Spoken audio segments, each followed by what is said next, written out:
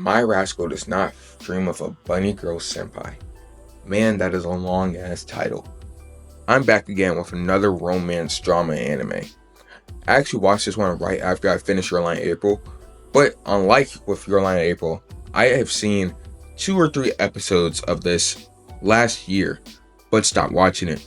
Not because I thought it was bad, there was just a lot of other stuff I was watching at the time. But when I first heard about this, it was of course a while back, and I just thought it was another gooner incel anime because the way people were gassing this up. But safe to say it's not, and I'm glad I came back to it because it is peak. Oh my god. Maybe one day I can get a Bunny Girl Senpai. Yeah, that's not happening. Bunny Girl Senpai is about a guy named Sakata, and in this world, there's this thing called the puberty syndrome or adolescence syndrome. And it's a crazy type of thing that puts younger people through insane effects like cloning, There are 2 real Futabas who exist in this world. erasure of their existence. Like, this is actually crazy, and the main character's been through it himself. I'm actually happy that it's not just a regular romance. Not that I'm annoyed by romance, but something that I can spice it up, And I think the whole idea of this concept and each effect was just so wild and interesting to watch. Pretty much every character is likable, and I say pretty much because of this bitch. There was a point when I was just thinking she has to get her own focus arc, but that just didn't happen because she was hating on Sakata for no reason, and it's like he was not gonna take your man, so I don't know why she was hating on him, bro.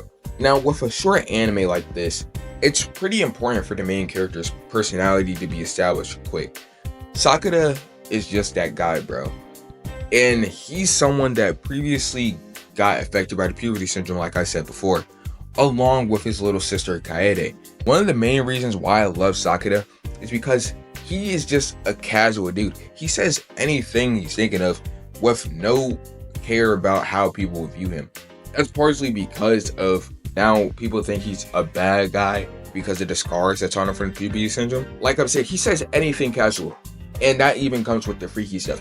Why do you always have to come and talk to me while I'm in the middle of bathing? It's because I get excited that there's nothing but a door between me and a naked woman.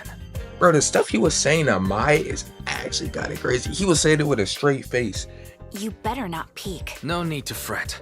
I could easily fill up 3 times just from hearing the shower. I would never be able to say some of the freaky deaky things he said. One thing that's always shown about Sakata though is how caring he is for the people he barely even knows. There was one part when he was on the beach. There was this girl that needed help finding something. Are you looking for something? Yeah, I can help you find it if you want. It'll be much faster if we all look together. Our upperclassman has spoken. Another instance is when, in the first part, he has to help Mai, and he's trying his hardest to stay awake. But Mai didn't want him tiring himself out with all the energy drinks. That still wasn't helping him, and she put him to sleep. With Mai, she was a character that went through a lot. I couldn't even think of how terrifying it is to be forgotten by everyone. The scene with her mother coming to her and talking about who was this? That was her breaking point. The pain of basically being written out of the world is an unbearable thing, and it's not like she died. She was still alive and breathing, which made her slap on the famous Bunny Girl suit, but she doesn't wear it better than Urza. After watching all of Bunny Girl Senpai, I can understand why so many people talk about and enjoy this anime. It's obvious by now that I like drama anime considering how much I loved Your Line April, and this was good too for my catalog, bro. The emotions from each part delivered like they should, at least almost all of them. In the last arc, especially with Kaede, her turning back into her old self was kinda sad, bro. For the viewers, it's sad because we only know this version of Kaede and loved her character. Seeing her transition from this enclosed little girl to going outside and doing the things she wanted to with her big brother was so wholesome. Of course, I was side-eyeing that whole big brother complex the whole time. Later, when Sakata is at the hospital, when he just goes running out of the building, the pain that was on his face and his voice, that hit. It was just so sad because during that moment, I could only think, damn, Koga Syndrome arc made me feel the same way by the end of it, but I also was happy that she was able to express how she felt. It was only supposed to be a fake relationship with Sakura, but then she fell in love and purposely put him through loops, hoping the day would end with him feeling the same way. During this part, I was a little annoyed, but I still understood how she felt.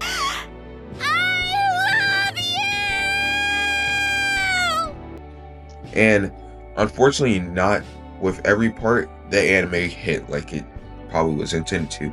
And when I say this, I'm talking about when Mai and her sister Nodoka swapped appearances. Now, I understand that this is really them learning more about each other.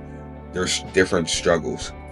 Both Mai and Nodoka have trouble expressing themselves to their moms about what they want to do. I'm pretty sure that this is relatable and connected with a lot of people. I'm not saying this is a horrible part of the show, but it was a little meh when compared to others, especially Futaba's. Imagine going home and seeing a clone of you. I don't even know how I would react in that situation. Futaba's a character that always appeared as calm and really didn't socialize much unless she was talking with Sakura and Yuma. And on the inside, she was going through depression basically. She felt lonely, and even with all the riches her parents had, that didn't do anything for her. Sakura being a great friend, he called the person that she had a crush on, Yuma, their other friend, and he came in an instant. After figuring out she was never alone in the first place, she spent the whole night just having fun with her friends, playing with fireworks, staying up. She never even done this before. That's how you know she just felt at peace, comfortable in where she was. After watching all this, the puberty syndrome of course is a bizarre creation and I would never want to be put through that. But at the same time, it's the reason why these characters develop and get to share their feelings. Except for Koga, she's just put through that for no reason. Maybe it's like that she doesn't have to force herself to be something that she's not. Because at the end, she doesn't hang out with the same group of friends and she's with other people.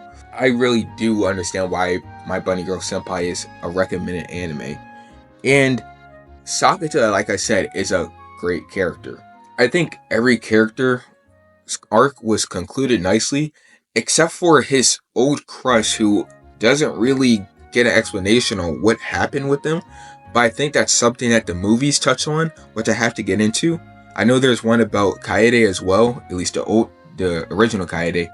So I have to get into those. But I am happy that I not stuck with, but I got back to this anime. And I just can't wait to get into other stories. It even has another one coming out soon about them in college. So yeah, with My Bunny Girl Senpai, this was definitely worth the watch.